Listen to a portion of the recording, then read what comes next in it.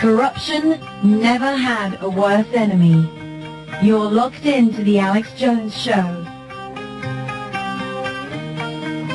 We've got 26 minutes left in transmission time. I still got to get into Russia, threatening to point nukes at more countries.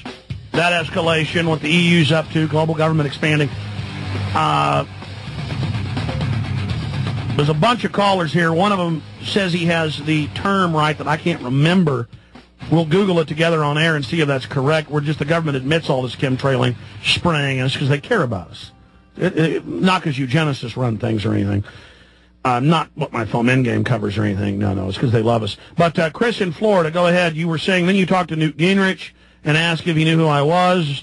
Go ahead. He said, he nodded, and I said, second I said New World Order, and I said Bohemian Grove. I asked him which books he would recommend.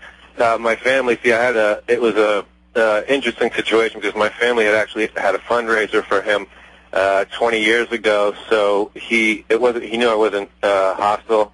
He thought maybe I was with We Are Change, probably, because I was the only person there. I was wearing a baseball cap, and I look young. I'm 30 years old.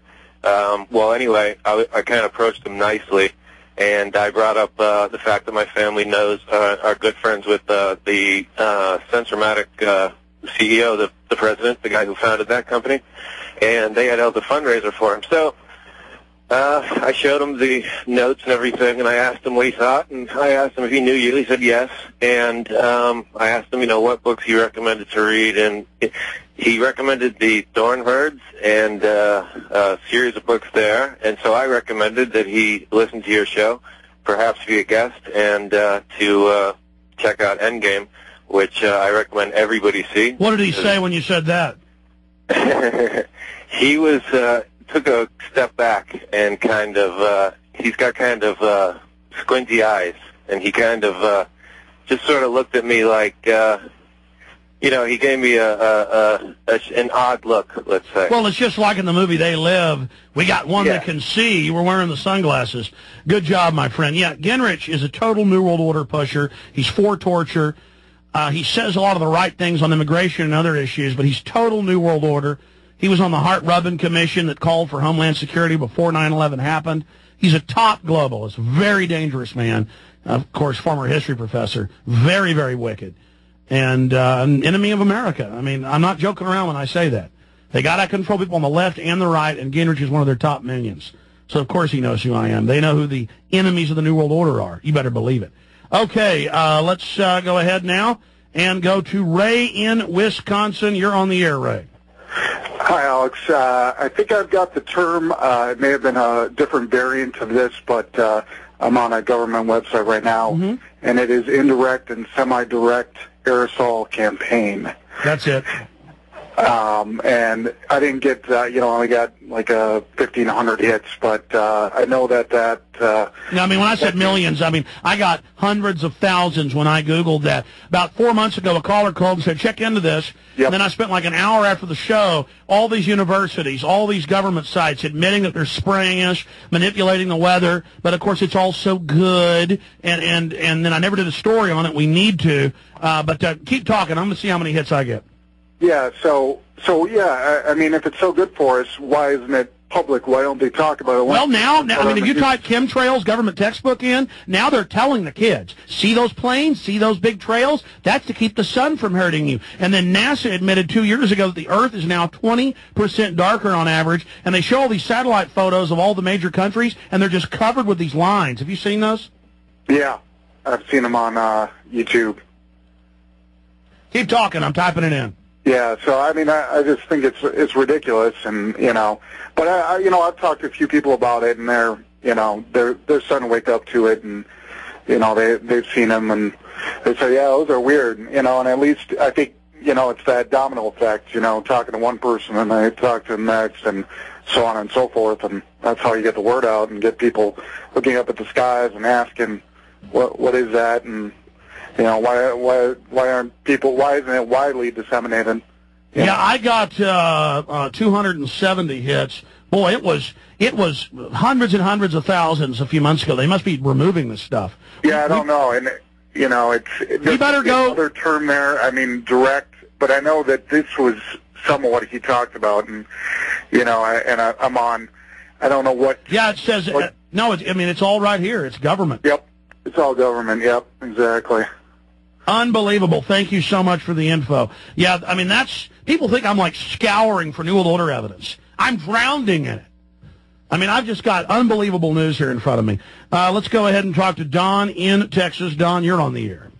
Hello again, Alex. Hi, Don. I wanted to talk to you about two of your weekday shows that were on a few days ago, one of which we discussed Ron Paul's candidacy, and I was going to suggest that those of us who find all the other candidates unsatisfactory can write in Ron Paul in the general election, but he needs a VP candidate. And it'll be interesting to see how Diebold handles that. Well, I mean, Diebold's definitely cheating Barack Obama, but it's not in nationwide, so they're only able to steal it in New York, steal it there. I mean, yeah, you know, do you really believe in Harlem? He got 0 votes and Hillary got them all? Well, anyway, maybe if we write them in, it'll be harder for them to cover it up. I agree with you. I mean, how obvious does it get when in multiple areas of Harlem he gets 0 votes? Yeah, right. Yeah. Next issue, Lee Harvey Oswald's head. Who collects human skulls? Skull and Bones. Who collected Geronimo's head out of his grave? Well, that's admitted. George Bush's secret organization has stolen a bunch of famous heads, and that's been Associated Press news, people demanding their family members' heads back.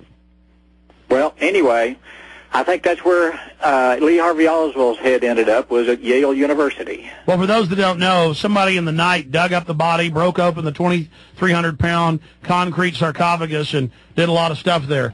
I appreciate your call. And if you just tuned in and you don't believe that Skull and Bones steals famous people's skulls, Prescott Bush went down and dug up Geronimo's skull. He's real famous for that. He was the top U.S. Nazi agent in the United States.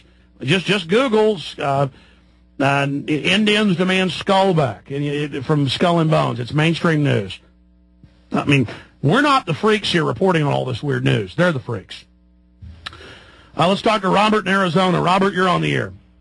Hello, Alex. Yes, sir. I joined your social.infowars.com groups. Yes. And happy to report I've set up 2 or 3 categories. One is prisoners of politics and commerce. And there's a young boy named Omar Kader. I probably butchered his last name. I think his father was an Afghani. Uh-huh. And when he was 13 years old, his father visited Afghanistan and took him with him. Uh-huh. Apparently he had some meeting with Osama bin Laden. And there's a breaking story that's coming out. And the guy that has all the dope on it is our friend Professor Donald Scott of Canada from the Common Cause Medical Research Foundation. And I have his phone number if you want to message me when you get off the air. Well, we'll just get it to you. Just do this. Can you give it to Paul, who's in there running the show?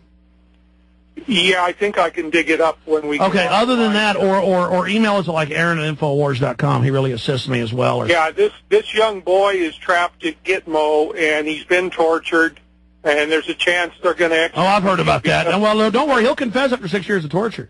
Torture isn't good for real intel, but it's good for fake confessions. It sure is. Speaking of Infowars.com, you go there. It says Infowars Network. It's just been up a few days. It's got 2,600-plus members. Your own website, your own subpage on Infowars. I encourage people. It's free. It's quick. It's easy. Write your own blogs. Write your own stories. And if it's good stuff, we'll put it on the main page of Infowars, getting millions of readers a week. Oops, I actually hung up on him. Call back if you can, sir, and we'll get that number. Instinctively, I hang up on people when I'm done. We're going to come back. No more calls. I got to hit the Russia news. I got to hit the New World Order news. This is very important information. After this quick break, I'll also recap some of the top stories, some of the other interesting things. We got a little 12-minute segment coming up on the other side. Everybody stay with us. But, yes, Infowars.com. Go get your own subpage, your own area, your own blog, photos, videos. It's powerful. Infowars.com. We'll be right back.